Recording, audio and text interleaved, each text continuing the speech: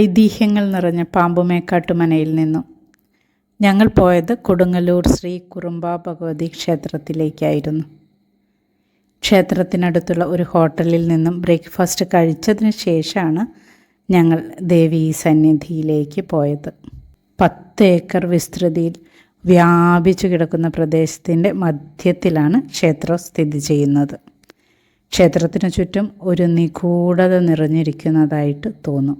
വിശാലമായ ക്ഷേത്ര പരിസരം വിചിത്രങ്ങളായ രൂപങ്ങളും വ്യത്യസ്തങ്ങളായ വൃക്ഷങ്ങളും കൊണ്ട് നിറഞ്ഞിരിക്കുക.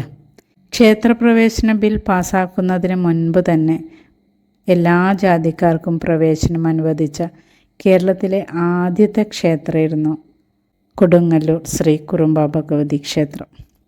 ഞങ്ങൾ മഞ്ഞൾപ്പൊടിയും പട്ടും വാങ്ങി ദർശനത്തിനായി ലൈൻ നിന്നു. നല്ല തിരക്കായിരുന്നു. ശ്രീകോവിൽ അടയ്ക്കാറായിട്ടുണ്ടായിരുന്നു. കിഴക്ക് ഭാഗത്തുകൂടിയാണ് പ്രവേശിച്ചത്. ആദ്യം ശിവഭഗവാനെ കുറച്ച് ദൂരെ നിന്ന് തൊഴുത്, പിന്നെ തെക്ക് പടിഞ്ഞാറ് മൂലയിലുള്ള വലംപിരി ഗണപതിയെ തൊഴുത്, തുമ്പിക്കൈ വലതുവശത്തേക്ക് വളഞ്ഞിരിക്കുന്ന ഗണപതി രൂപമാണ് വലംപിരി ഗണപതി. വിഘ്നങ്ങൾ വരാതിരിക്കാൻ ഏത്തം ഇട്ടതിന് ശേഷം സപ്തമാതൃക്കളെയും തൊഴുത് കഴിഞ്ഞാൽ പടിഞ്ഞാറോട്ട് അഭിമുഖമായി കാണുന്ന ഒരു ശ്രീകോവിലുണ്ട്. അവിടെ ആരാധിക്കപ്പെടുന്നത് ശ്രീചക്രമഹാമേരുവിനെ, അതായത് സാക്ഷാൽ ത്രിപുരസുന്ദരി ഭാവത്തിലിരിക്കുന്ന ദേവിയെ തൊഴുത് നേരെ നമ്മൾ നടയിലേക്ക് വന്നാൽ നമുക്ക് കാണാൻ കഴിയും. ഏകദേശം 6 അടിയിൽ കൂടുതൽ പൊക്കത്തിൽ വരിക്കപ്ലാവിൽ നിർമ്മിച്ച ദേവീ വിഗ്രഹം. അഷ്ടബാഹുക്കളോടുകൂടി വലതുകാൽ മടക്കി ഇടതുകാൽ തൂക്കിയിട്ടാണ് ഇരിപ്പ്. തലയിൽ രാജകീയ പ്രൗഢിയോടെ കിരീടമുണ്ട്. വിഗ്രഹത്തിന് 8 കൈകളുണ്ടെങ്കിലും ആയുധങ്ങൾ വ്യക്തമായിട്ട് കാണാൻ കഴിയുന്നില്ല. ആ ധാരുബിംബത്തിൻ്റെ മുന്നിൽ ഞങ്ങൾ തൊഴുതു പ്രാർത്ഥിച്ചു. നമ്മൾ സാധാരണ ഭക്തജനങ്ങളെ സംബന്ധിച്ചിടത്തോളം ദേവിയെ ആരാധിക്കാൻ നമുക്കൊരു രൂപപ്രതിഷ്ഠ ആവശ്യമാണ്. ആ കാഴ്ചയാണ് നമ്മുടെ മനസ്സിലേക്ക് കയറുക. അതുകൊണ്ട് സാധാരണക്കാരായ നമുക്ക് ആരാധിക്കാനുള്ള ഒരു ഉപാധിയായാണ് നേരെ കാണുന്ന ധാരുബിംബം. പിന്നെ ആ ഭണ്ഡാരത്തിനടുത്ത് നിന്ന് നമ്മൾ ചരിഞ്ഞ് കിഴക്കോട്ട് നോക്കിയാൽ ഒരു ചെറിയ ശ്രീകോവിലിൻ്റെ അവിടെ പട്ടിട്ട് മൂടിയ ഭാഗം കാണാം. അതിനകത്താണ് 2 ശ്രീചക്രങ്ങൾ. ഒന്ന് പരശുരാമൻ പ്രതിഷ്ഠിച്ച ശ്രീചക്രവും പിന്നീട് ശങ്കരാചാര്യർ പ്രതിഷ്ഠിച്ച ശ്രീചക്രവും. അതിരിക്കുന്നത് സീക്രട്ട് ചാമ്പറിനുള്ളിലാണ്. ദേവിയെ തൊഴുതു കഴിഞ്ഞതിന് ശേഷം ഞങ്ങൾ ശിവഭഗവാനെ തൊഴുതു. പിന്നെ വടക്ക് കിഴക്കേ മൂലയിലായിട്ട് ഒരു ചെറിയ പ്രതിഷ്ഠ കാണാം. അത് ശിവഭഗവാന്റെ നിർമാല്യധാരിയാണെന്നാണ് സങ്കല്പം. പ്രധാന വിഗ്രഹത്തെ സംരക്ഷിക്കുകയും പ്രധാന ദേവന് നൽകിയ ശേഷം അവശേഷിക്കുന്ന നിർമാല്യം സ്വീകരിക്കുന്നു നിർമാല്യധാരി എന്നാണ് സങ്കല്പം. നിർമാല്യധാരിക്ക് ഒരു പ്രത്യേക പ്രതിഷ്ഠ മറ്റൊരു ക്ഷേത്രത്തിലും കാണാൻ കഴിയാത്തതാണ്. മഹാദേവൻ്റെ പ്രതിഷ്ഠ ഉണ്ടെങ്കിലും നന്ദി പ്രതിഷ്ഠ ഇവിടെ കാണാനില്ല. മഹാദേവന് പ്രത്യേക ഉത്സവങ്ങളും ഇവിടെ നടത്താറില്ല. കേരളത്തിലെ ഒട്ടുമിക്ക ദേവീക്ഷേത്രങ്ങളും ഇവിടെ നിന്ന് ചൈതന്യം ആവാഹിച്ച് പ്രതിഷ്ഠിക്കപ്പെട്ടവയാണ്. ഇതെല്ലാം കഴിഞ്ഞ് ഞങ്ങൾ പുറത്തു വന്നു.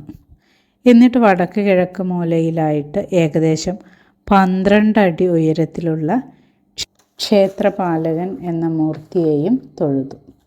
ക്ഷേത്രപാലകൻ്റെ മൂർത്തിയെ തൊഴുതതിന് ശേഷം ഞങ്ങൾ പോയത് തവിട്ടുമുത്തിയുടെ അടുത്തേക്കാണ്. ഏകദേശം 1.5 അടിയോളം വലിപ്പമുള്ള കരിങ്കല്ലിൽ തീർത്ത വിഗ്രഹം 8 കൈകളോടുകൂടി കിഴക്ക് ദർശനമായി ചുറ്റുമതിലില്ലാതെ പ്രതിഷ്ഠിക്കപ്പെട്ടിരിക്കുന്നു. തവിട്ടുമുത്തി എന്ന സങ്കല്പത്തെ നെല്ല് വറുത്തു പൊടിച്ച പൊടി കൊണ്ടാണ് അഭിഷേകം നടത്തുന്നത്. ഇതിന് തവിട അടിക്കുക എന്നാണ് പറയുക. തവിട അടിക്കാനുള്ള അവകാശം ആ പ്രദേശത്തെ പത്മശാലിയ വിഭാഗത്തിനാണ്. അതീവ ഭക്തിയോടെ മുത്തിക്ക് തവിട അടിച്ചാൽ ശ്വാസകോശ സംബന്ധമായ രോഗങ്ങൾക്ക് ശമനം ഉണ്ടാകുന്നതാണ് വിശ്വാസം. അവിടെ നിന്ന് ഞങ്ങൾ പോയത് പടിഞ്ഞാറേ തിരുമുറ്റത്തേക്കായിരുന്നു. അവിടെ കരിങ്കല്ലിൽ തീർത്ത കെട്ടിടത്തിനകത്താണ് കരിങ്കല്ലിൽ തീർത്ത വസൂരിമാല പ്രതിഷ്ഠയുള്ളത്.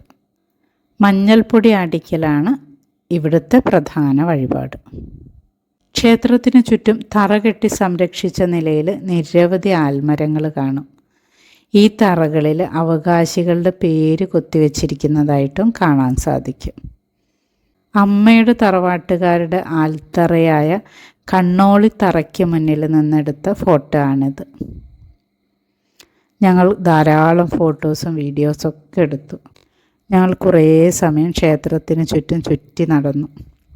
കണ്ണോളിത്തറയിലിരുന്നിട്ട് മീനഭരണിയെക്കുറിച്ചൊക്കെ ധാരാളം സംസാരിച്ചു. മീനമാസത്തിലെ തിരുവോണ നാളിലാണ് മഹോത്സവം കൊടിയേറുന്നത്. പാരമ്പര്യ അവകാശികളായ തച്ചോളി മാണിക്കോത്ത് തറവാട്ടുകാർ ഹാജരുണ്ടോ എന്ന് 3 വട്ടം ചോദിക്കുന്നു. ഹാജരുണ്ടെന്ന് അവരെ അറിയിച്ചാൽ പട്ടിന് മുകളിൽ കോഴിയെ സമർപ്പിക്കുന്നൊക്കെ ഞാൻ കേട്ടിട്ടുണ്ട്. പക്ഷേ ഇതുവരെ മീനഭരണിയിൽ പങ്കെടുത്തിട്ടില്ല. ഭരണി നാളിൽ കാവും പരിസരവും രക്തം ചിന്തിയ കോമരങ്ങളെ കൊണ്ട് നിറയും.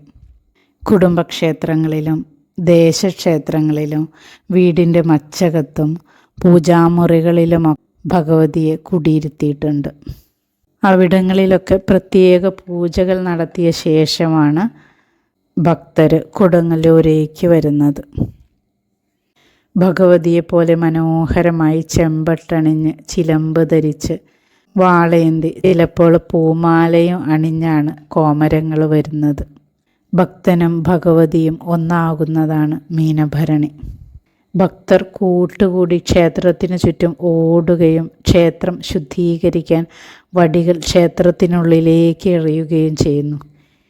ഇത് ബ്രാഹ്മണ നിയന്ത്രണങ്ങളിൽ നിന്നും പുണ്യസ്ഥലങ്ങൾ വീണ്ടെടുക്കുക എന്നതിനെയാണ് പ്രതീകപ്പെടുത്തുന്നത്. ക്ഷേത്രത്തിലെ മറ്റൊരാചാരമാണ് തെറിപ്പാട്ട്. ലൈംഗികതയെക്കുറിച്ചുള്ള ചർച്ചകൾ നിഷിദ്ധമായി തുടരുന്ന ഒരു പൊതു ഇടത്ത് ദേവിയെ പ്രീതിപ്പെടുത്താൻ വേണ്ടി തെറിപ്പാട്ടുകൾ പാടുക അത്ഭുതമാണേ. എല്ലാം കഴിഞ്ഞ് വൈകുന്നേരം ഒരു 4 മണിയോട് കൂടിയിട്ട് കണ്ണും മനസ്സും നിറഞ്ഞ് കാവിൽ നിന്നും പുറത്തിറങ്ങി. ഞങ്ങളുടെ എല്ലാവരുടെ ചെരുപ്പും ഊരി വെച്ചടുത്ത് തന്നെ ഉണ്ട്. അമ്മയുടെ ചെരുപ്പ് മാത്രം അവിടെ ഇല്ല. അമ്മ ആകെ വിഷമത്തിലായി. ക്ഷേത്രത്തിൽ എന്തെങ്കിലും നഷ്ടപ്പെടുന്നത് വരാൻ പോകുന്ന നല്ല കാലത്തെ സൂചിപ്പിക്കുക എന്ന് പറഞ്ഞ് അമ്മയെ ഞങ്ങൾ സമാധാനിപ്പിച്ചു. അന്ന് ഞങ്ങൾ പുന്നത്തൂർ കോട്ടയും സന്ദർശിച്ചതിന് ശേഷം രാത്രി 8 മണിയോട് കൂടിയാണ് വീട്ടിലെത്തിയത്. കൊടുങ്ങല്ലൂർ പോയി 41ാമത്തെ ദിവസം അമ്മ ഞങ്ങളെ വിട്ടുപോയി. ഞാൻ ഈ വീഡിയോ ചെയ്യുമ്പോൾ അമ്മ ഞങ്ങളെ കൂടെ ഇല്ല. എൻ്റെ കൂടെ പ്രൈമറി ക്ലാസ്സുകളിൽ ഒരു നിഷ എന്ന് പറഞ്ഞ കുട്ടി ഉണ്ടായിരുന്നു. അവളുടെ അടുത്ത് എല്ലാ കുട്ടികൾക്കും സിമ്പതിയായിരുന്നു. കാരണം അവൾക്ക് അമ്മ ഇല്ലായിരുന്നു. പക്ഷെ എനിക്ക് തോന്നിയിരുന്നു എന്തിനാ എല്ലാവർക്കും അവളോട് ഇത്ര ഒരു അലിവ്, ബാക്കിയെല്ലാവരും അവൾക്കില്ലേന്ന്. പക്ഷെ പലതും അനുഭവത്തിൽ വരുമ്പോഴാണ് അതിൻ്റെ തീവ്രത മനസ്സിലാവുക. ഞങ്ങൾ കുട്ടികളാകുമ്പോൾ അമ്മ കുറേ കഥ പറഞ്ഞു തരുമായിരുന്നു. ഏട്ടനും ഏച്ചിയും ഇടതും വലതും കിടന്നാൽ അമ്മൻ്റെ മേലെ ഇരുന്ന് എന്നെ കിടത്തും. അമ്മ സ്നേഹം വരുമ്പോഴൊക്കെ എൻ്റെ സ്വർണ്ണക്കട്ടിയല്ലേ എന്ന് എന്നെ പറയാം. എല്ലാ കാലവും എല്ലാവരും നമ്മളോടൊപ്പം ഉണ്ടാവില്ല എന്നുള്ളൊരു യാഥാർത്ഥ്യം ഉൾക്കൊള്ളാൻ ശ്രമിക്കുക. കൊടുങ്ങല്ലൂർ ശ്രീ കുറുമ്പ ഭഗവതി ക്ഷേത്രത്തിനെ കുറിച്ച് അറിയുന്ന കുറച്ച് കാര്യങ്ങളൊക്കെയാണ് വീഡിയോയിൽ ഉൾപ്പെടുത്തിയിട്ടുള്ളത്. വീഡിയോ ഇഷ്ടമായാൽ ലൈക്ക് ചെയ്യാനും ഷെയർ ചെയ്യാനും സബ്സ്ക്രൈബ് ചെയ്യാനും മറക്കരുത്. Okay, thank you.